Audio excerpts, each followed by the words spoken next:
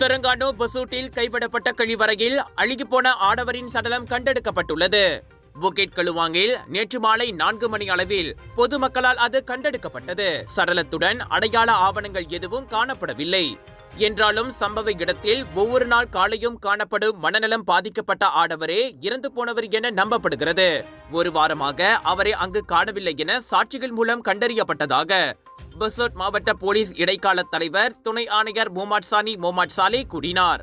இறந்தவரின் அண்ணன் என நம்பப்படும் இன்னொரு சாட்சியை விசாரித்ததில் தம்பி ஒரு வாரத்திற்கு மேலாக வீடு திரும்பவில்லை என்றார். ஆனால் அது குறித்து போலீஸ் புகார் எதுவும் செய்யப்படவில்லை. இந்நிலையில் சவ பரிசோதனைக்காக சடலம் பசூட் மருத்துவமனைக்கு அனுப்பப்பட்டுள்ளது.